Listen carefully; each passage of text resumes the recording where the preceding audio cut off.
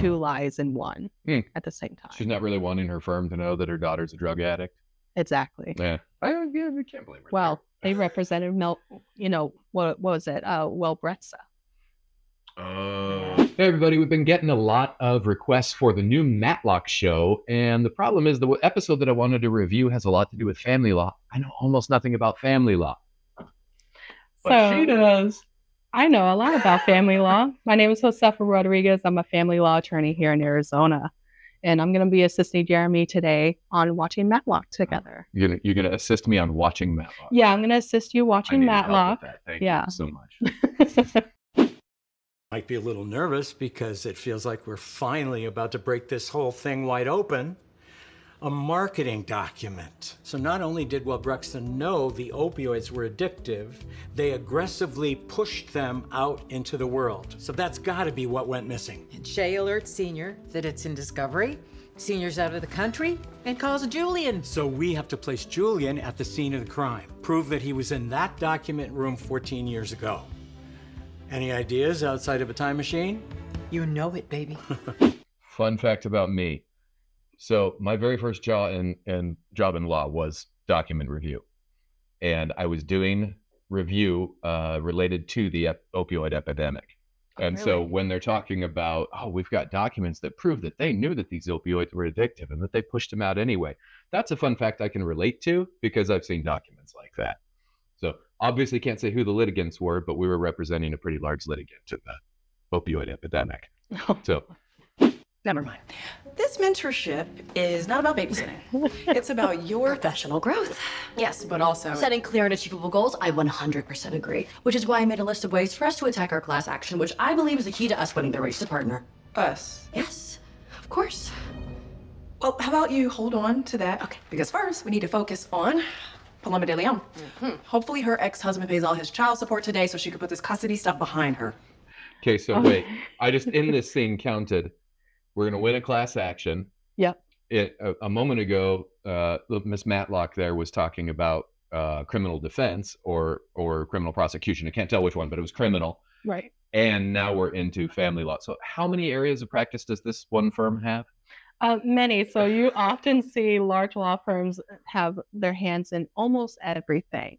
Family law, criminal, corporate law, secure transactions, just everything. But your firm's one of those, right? I mean, you guys practice a lot. Yes, we do. We have our hands in almost everything.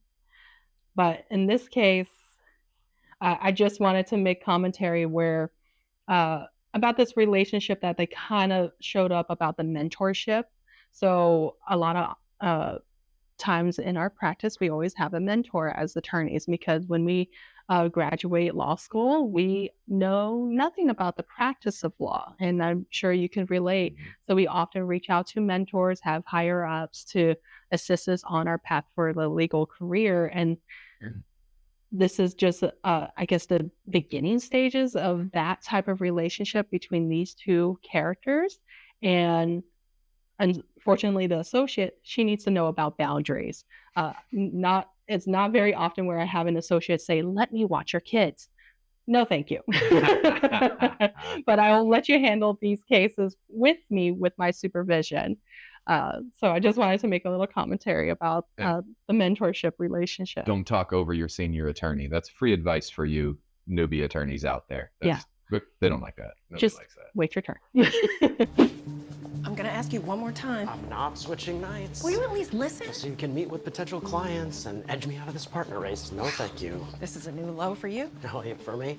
I did what So- I needed to do on the business side. In the midst of talking about their cases, they're also talking about switching nights. This is often in child custody where we kind of expect co-parents to co-parent on switching nights as much as they can. If it's agreeable, it can, at least in Arizona, I would prefer my clients to make sure it's in writing, text, email, otherwise, because sometimes these verbal arrangements can blow up in their face. So wait, is this guy, these two they're both parents? They're Yep. Okay. They were once a couple in the middle of their own divorce. Oh, wow. And now working at the same law firm. Yes. That's comfortable. Of his dad's law firm.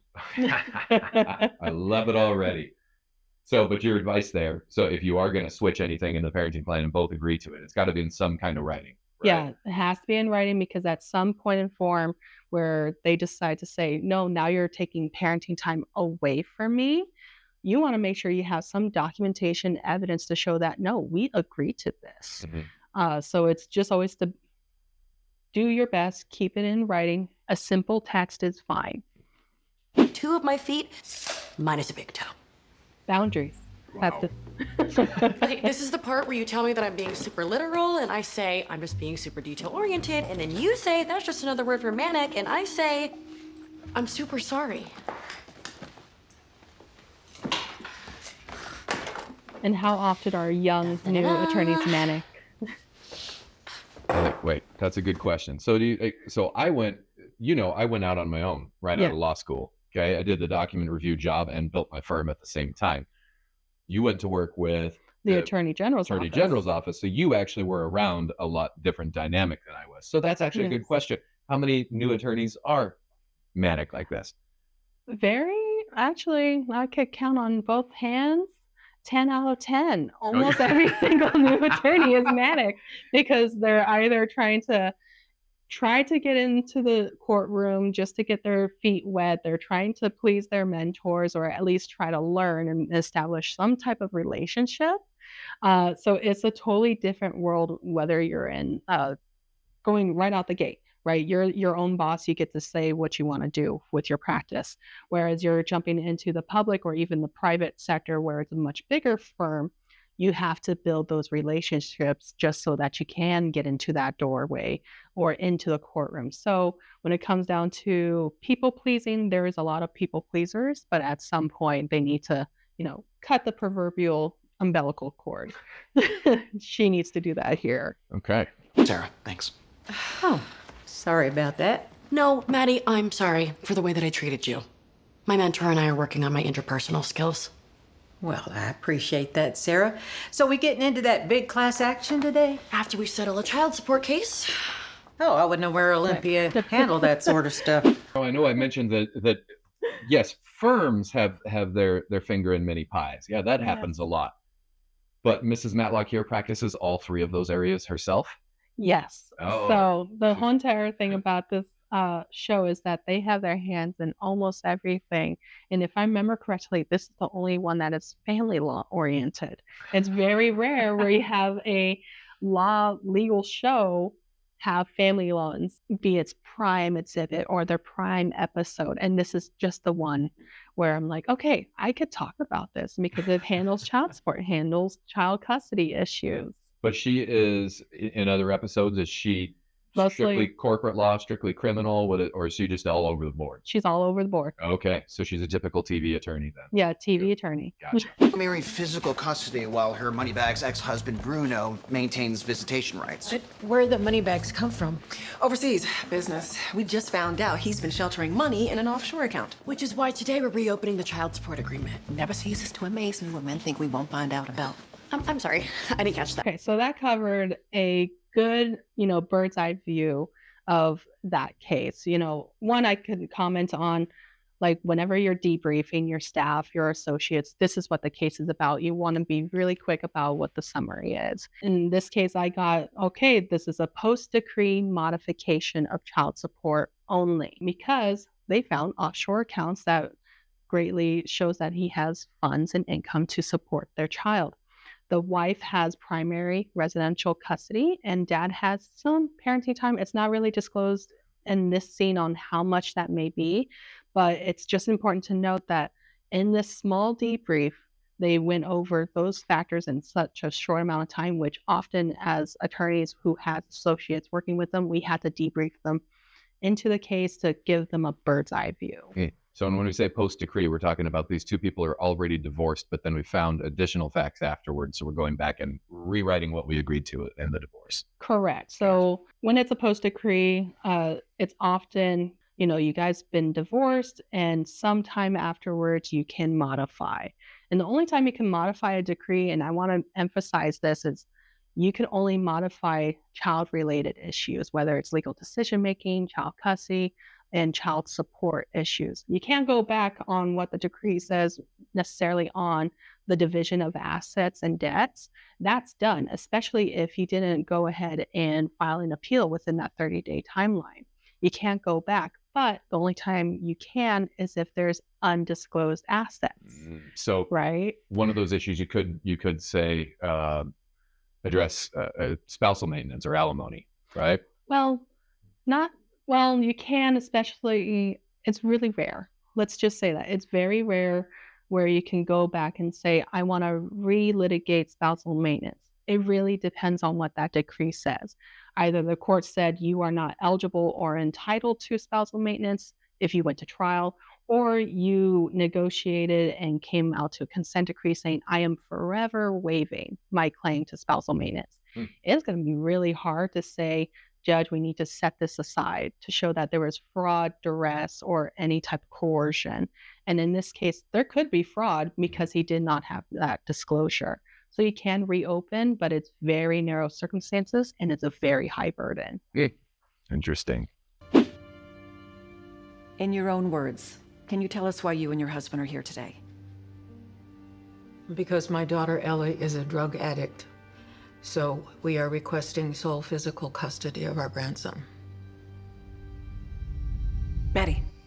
So with this scene, obviously, Maddie is in the courtroom to gain custody of their grandson. And the reason being was because her daughter is an addict because she has substance abuse. At least in Arizona, you can petition to have a guardianship of a child. And there are certain circumstances where you can have that, whether there's a parent who is incapacitated, whether it's a mental incapacity or they're seriously mentally ill. And in this case, it would be a substance abuse problem where they're unable or incapable of providing a safe environment for their child. So people who would be interested in filing those petitions on the first line of priority would be grandparents. And then it just goes down the line afterwards. Or let me correct myself. The first priority is actually the parents. It could be the other parent who gets custody, but that's through family court. This is for a guardianship. So that's juvenile. So then we go down this line. Then it's the grandparents. If there's no grandparents, we look at aunts, uncles, or close friends. And if I remember correctly, she's filing under a private petition. So you can get a guardianship either through a private petition where there's no Department of Child Safety involvement, or you can get a guardianship through DCS, through juvenile court, but that's only after the children have been removed from that parent's custody and placed into your custody, and then you go along that route. So it appears here that that's essentially what she's doing is through the private sphere. So my lawyer brain kicks in automatically and says, so what's our definition of substance abuse or drug addict? So for instance, Sure. We've got in Arizona, marijuana is legal federally. No, it's not. Other states, no, it's not. So if somebody is shown to have, say they smoke a significant amount of weed, is that going to work in court to say, no, we want to get them out of the house because there's a bunch of weed in there? Honestly, it's a mixed bag. It really depends on your judge. But if that parent who's smoking weed every single day and it starts impacting their ability to care for the child, where we start seeing neglect, let's say it's a young infant child, that child comes back home to the other parent with huge rash, like just absolutely huge rash on their buttocks because they're not being changed on a regular basis. They are coming home starving. They're not properly clothed. They're dirty. So if we see substance abuse start affecting the child with weed, sure. But often judges say, okay, is weed specifically kept in a space where the kids are unable to reach it? Check mark. Okay, perfect.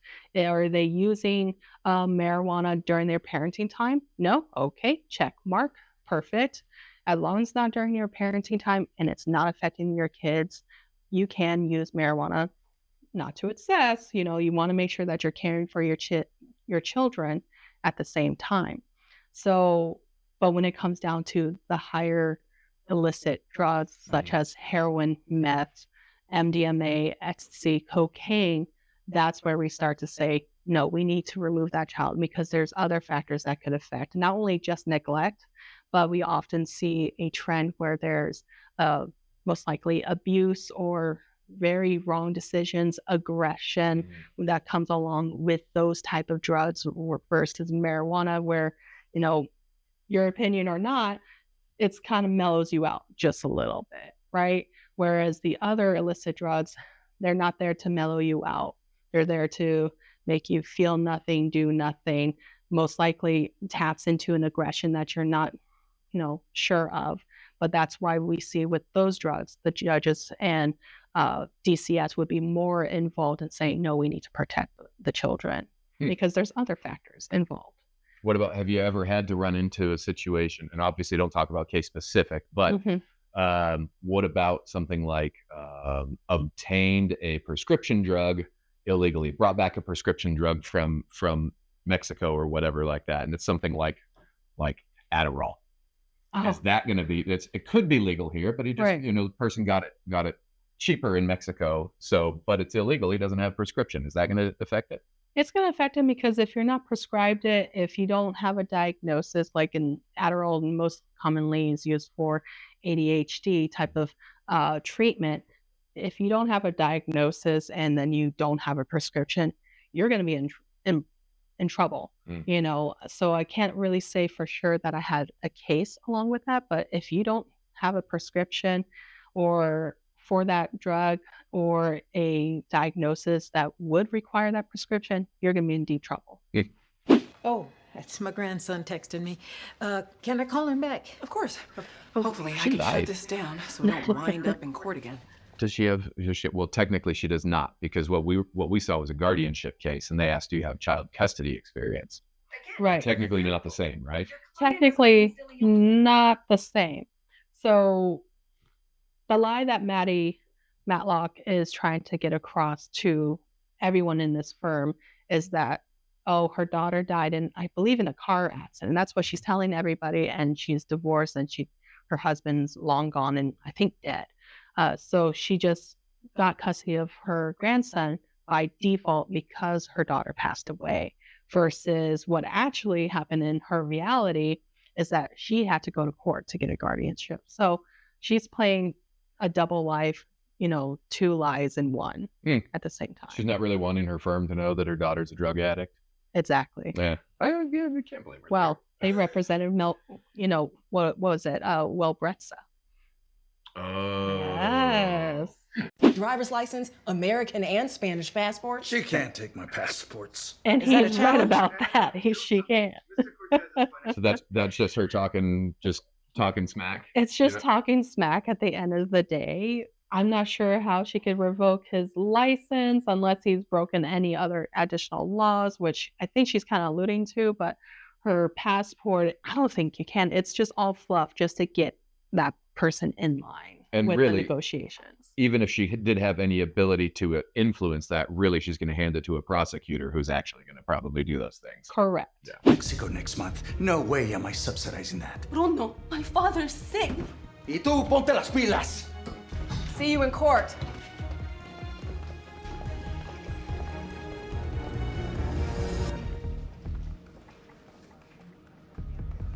So I do have to say this, because he mentioned where he's not going to help or give her permission to take their son out of country to go visit.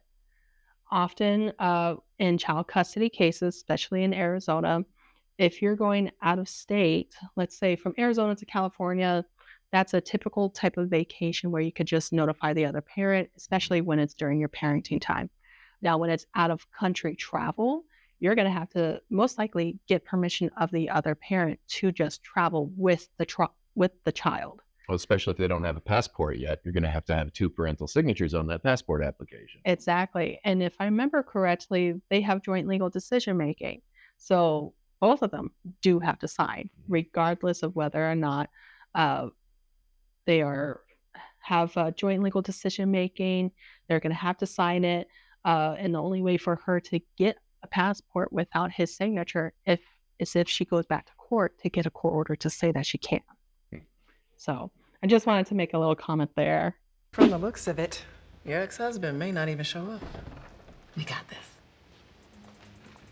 And sometimes we have the hope that they don't show up. Sorry, we're late, Your Honor. I'm Julian Markston, newly the counsel for Bruno Cortez. Well, that's a problem. So her ex? Yes. Yes, her ex, and they work for the same firm. Correct. Okay, and if I remember the rule right, you can actually have a firm represent both parties, but both parties have to waive conflict. Yes, they're Yeah. going to have to waive that conflict. If anything, this is a big practice no-no regardless in my mind of waiving that conflict because you just don't know. And on top of this, they're in active litigation. So even if they were to waive that conflict, they're going to essentially have to put a wall in their system to say, you cannot look into our records, we cannot look in your records. But either way, they're in active litigation against each other. That is a very hard ethical line to cross, even with that waiver.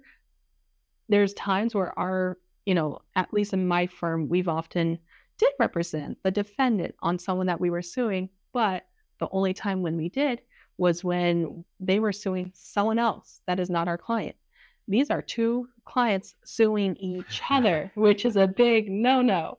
I know there's some family law firms where they've essentially done this where it's like a divorce in a day type of situation and they have one attorney representing one party, the other attorney representing the other. But that's only if they both agree. We are sitting down in a room to mediate to get you out the door, fully mediated with a consent decree, child custody agreement, done. And that is it. But if they came to no agreements, then both of those attorneys are often conflicted off from representing them anymore. So often I have to watch these and I go, I don't know, maybe in a bigger firm because I'm the only attorney for my firm. It's me and I've got 4 paralegals and some other support staff. So frequently I have to say, maybe in a bigger firm, maybe. But seeing something like this, I would usually even say, yeah, I don't think that would happen in a bigger firm. And you're saying, no absolutely not. Okay. Absolutely not. Sounds pretty pikey. Oh, stop. Agreed, stop. Anyway, I really look forward to getting to know you, Billy. And Sarah, I know you'll keep me on my toes. I definitely will. And the legal community is very small. The teeniest bit of bread thing going on. Maybe just grab a mint. Do you have one? And a dig. All right. So do you have, we always see these very, very competitive attorneys and like, oh, we've been competitive since law school, right? Harvey and Lewis, right? Suits, yes. Right? I don't have anybody like that from law school. You went to law school with me. Yes. Do you? You don't have to say who. Not you, right? So in the family law sphere, there's actually a couple of our former classmates who are family law attorneys, and I've often had cases against them. But are we competitive like this? No. If anything, we're like, hey, let's try our best way to get a resolution in this matter and everything else. But there's one particular attorney where I'm just like, please, for the love of God, no. And I just know it's going to be a fight one way or the other. Gotcha. You can tell me off camera. Off camera. Absolutely. Yet he stocked over $2 million in an account in the Caymans. Off advice from his Sounds like former my accountant who is navigating complicated international tax laws. I'm gonna give you the benefit of the doubt this time, Mr. Cortez, and only adjust the support according to the Disamaster. Next time, there will be consequences. I'm going to give the show the benefit of the doubt real quick and say, I know this would never happen in a criminal court where we just all stand up and argue and say what we want back and forth. Does that happen in family law?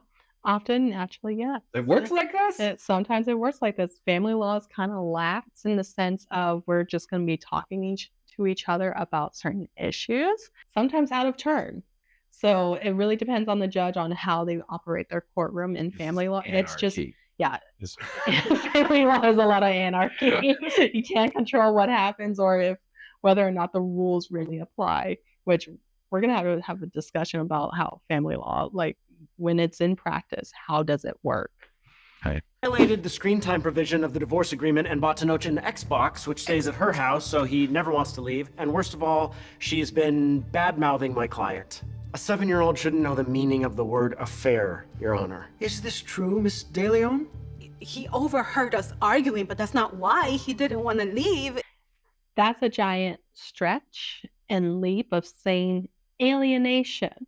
So the big word that they're not saying is that she is actively alienating my child away from me, which is a huge red flag if true. In this case, just on those base statements, it's like, are you kidding me? Sure, of course she's going to gift him an Xbox. Fine. Sure, screen time, the child's going to be growing over time. Most likely he's going to have more screen time. It's all about, your how you want to parent your child and raise them. Sure, whatever. But talking badly about the other parent, now that's the big ticket item as to what she was saying. In her case, she's saying she overheard an argument between us. Often that does happen, whether they're on the argument over the phone, in person. Sometimes we don't know where our little kids are. I got a 3.5-year-old, and sometimes he sneaks up on me and I get scared. I'm like, how long have you been standing there? Right? So is that intentional alienation if that were to happen? I don't see it, but he has a really high burden of showing that she did that intentionally for that purpose of separating that type of relationship. What kind of proof are you looking for in a situation like that? I mean, are we looking for like text messages from mom to kid saying what a piece of crap dad is, that kind of thing? Exactly. So those type of text messages, or we keep on seeing some parties, they like to record their kid, discreetly, and they start hearing their kids say, well, mom said this, mom said that, or dad said this, dad said that about you. I don't like being at your house, and you start seeing the physical, emotional type of relationship move farther and farther apart from each other. So it's those type of things. Or sometimes we see some therapy records. And I always say, when you're going through a high conflict divorce with children, get those kids in therapy. They're going to need it because they don't know how to regulate their emotions, and they may side with one parent over the other.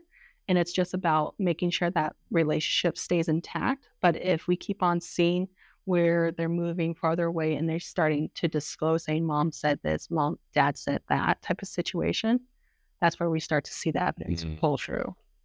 Want to leave? It's because Bruno's too strict. Plus, he's always working just when he's angry there. that I'm getting remarried and all you're day long. That's enough. We'd like to move for full physical custody on the grounds of parental alienation. And there it is.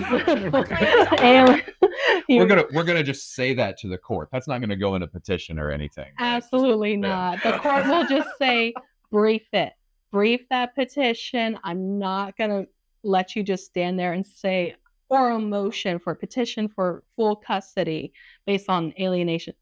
No, brief it, show your statements, and go on. This is probably one of the biggest Hollywood misperceptions when they're showing us these legal dramas is attorneys just standing up and saying, I'd like to motion for, and something that would have to be like a 25-page brief.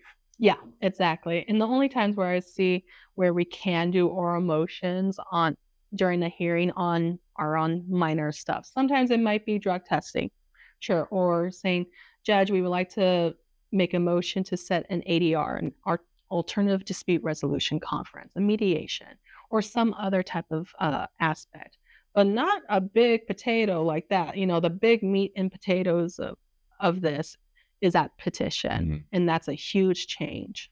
Paloma's family in Mexico. Tell them that part too, Billy. He prevents Tenoch from having any relationship with them, and Paloma's father is very sick. Now, all this comes from Paloma. Makes it a little bit fruit of the poisoned marital tree. Billy has an angle. Super smart. Reference to a criminal law case, but okay. Bruno's behavior. You guys use fruit of the poisonous tree in family law ever? I've never heard it once in family law. Okay. A pattern of authoritarian parenting that could cause a lot of emotional damage. We got an objective third party to testify on this? Not an expert, but we could use Tenoch's soccer coach. Apparently, Bruno's temper comes out at games, so the coach banned him from attending. Okay, we often see that happen at extracurriculars happen. Sometimes, it's not necessarily a expert witness. It might be someone who's involved in the child's life, like a coach. And sometimes we use their statements. Because they told me that might overstimulate him. So I sat there, watching him suffer in that incubator. 6 seizures. 72 days. I'm sure that was painful. Painful. I wanted to make a comment about the beginning of her testimony about the differences of when you see a parent who's under the influence. It is a Jekyll and Hyde type of personality. You just know it and you clock it right away when someone's under the influence. You can have someone who's smiling with you, laughing, being their normal selves, but then you know exactly when they're under the influence. And in this case, she's saying that when she's under the influence of drugs, she is violent, she is scary. You don't know what she's going to be doing. And often that's what I was saying much earlier about when it comes down to heroin, methamphetamine, and everything else. We see those type of changes where there can be aggression. And then we find out that the reason why they want custody of Alfie, her grandson, is because he was born substance exposed. Substance exposed newborns, that means that during the pregnancy, mother was actively using drugs. And because of that, that child is now born into a world where they are in immediate withdrawal. And they have to go through all the same withdrawal symptoms that a grown person would have to coming and weaning off. And what she said about how you cannot have contact with that child because it overstimulates them, that is very true.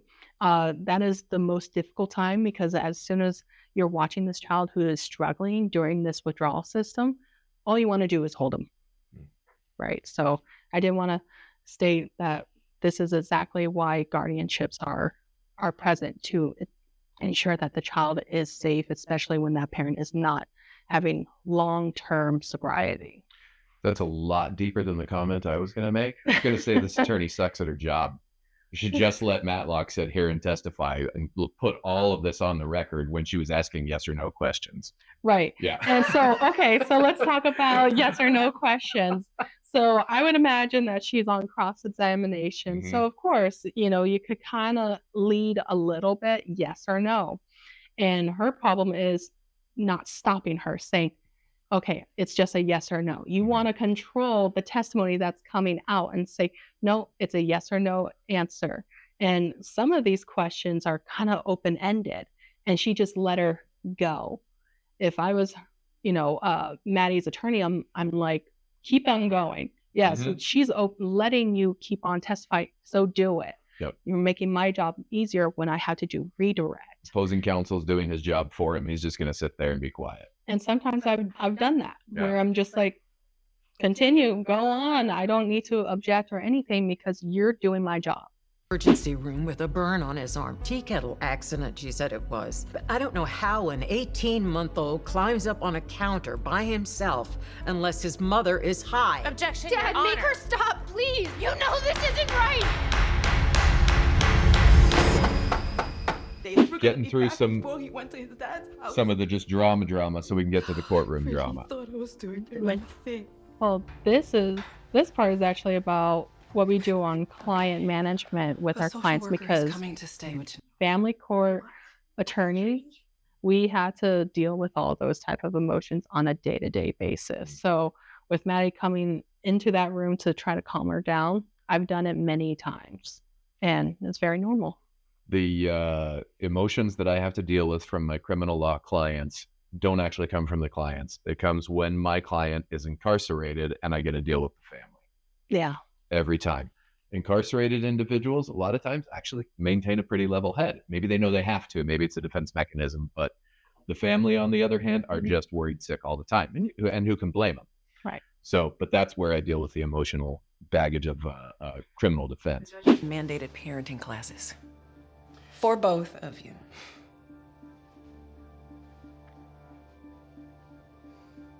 Personally, I'd rather be happy than right. Every time. And sometimes you want to control the outcome by entering an agreement too.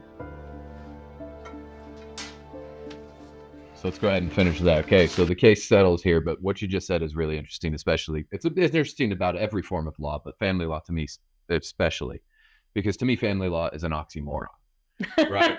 There's family suggestion, Yes. Right. But if you go into a courtroom, you take your case to trial, really, you've thrown it all up in the air, and you could say, I want A, and they can say, I want B, and you can end up with X. Correct. So the more that you want to control the outcome of your case is, entering agreements to each other, negotiate exactly what you want. Sometimes you got to make concessions and meet somewhere in the middle because you want to come out the door with something that you could live with and be satisfied with. Because if you just let it go to the judge can completely flip the script.